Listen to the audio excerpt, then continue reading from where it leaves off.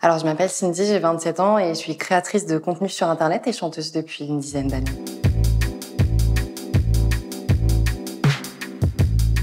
Je suis dépressive. J'ai aussi un trouble anxieux depuis 5 ans. Et j'ai fait 2 épisodes dépressifs, dont un épisode très sévère l'année dernière, qui a failli me coûter la vie à 2 reprises. C'est important pour moi de parler, puisque aujourd'hui j'ai encore la chance de pouvoir le faire, et parce que j'en ai besoin aussi. Si tu veux, j'ai envie qu'on comprenne la violence de ce que j'ai traversé, la torpeur et tout. Et j'ai aussi envie de la faire comprendre, parce que la dépression, c'est une maladie qui est partout autour de nous, mais qui est pas très bien comprise, qui est pleine de fausses idées où j'entends on ne fait pas de burn-out à ton âge, on tombe pas malade à ton âge, ou des trucs comme ça, alors que c'est faux. Ce qui s'est passé pour ma part, l'épisode dépressif sévère et aigu a commencé en septembre 2021 et s'est arrêté en avril.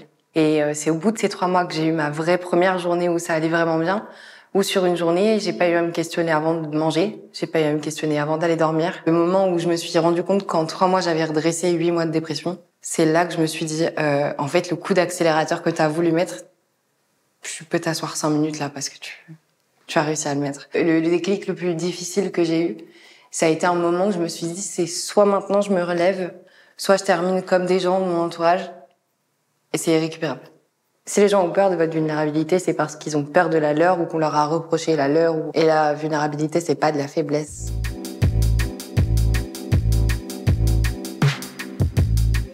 En fait, j'ai fait une liste de choses que je fais quand tout va bien. Me maquiller, par exemple, j'adore me parfumer, tu vois. C'est quelque chose qui est hyper important pour moi. Je suis très sensible aux odeurs et tout.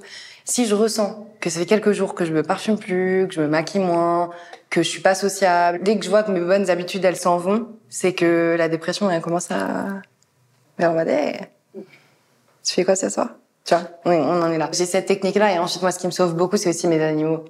Très honnêtement, j'ai 2 chats qui sont adorables. Ma famille aussi. J'ai pu leur expliquer avec des mots simples ce que c'était et pourquoi j'avais un traitement. La parole est libératrice autant pour les gens qui parlent que pour les gens qui écoutent. Je vais vous donner mon allégorie de la tasse. En fait, c'est comme une tasse qui tombe, un mug. Du coup, la première fois que le mug tombe, on a de la chance, il se casse pas. Il rebondit, tout va bien, on repose sur la table. Puis la deuxième fois, il tombe et cette fois, il perd la anse. C'est un peu chiant, mais on s'en sert encore. Il est toujours là. La troisième fois, il éclate. Mais c'est un mug qu'on a ramené de vacances, on l'aime beaucoup. Donc on le colle à la glu. La glu, c'est le traitement. Et pourquoi on continue un traitement antidépresseur même si on n'est plus malade? Parce qu'il faut que le temps que la colle elle sèche, qu'elle prenne. Et c'est exactement ce qui se passe avec mon traitement à moi. Et c'est comme ça que j'ai fait comprendre à mes grands-parents, où il y a vraiment toute une génération, tu vois, de différence, que j'ai besoin de ce traitement, que ça me fait du bien et que ça me permet d'avancer et que je vais bien maintenant grâce à ça. Aujourd'hui, je vais déjà mieux parce que j'arrive à dormir, j'arrive à manger, j'arrive à sortir, j'arrive à m'aimer, j'arrive à m'habiller, j'arrive à m'apprécier, j'arrive à m'écouter, j'arrive à me comprendre, j'arrive à sourire.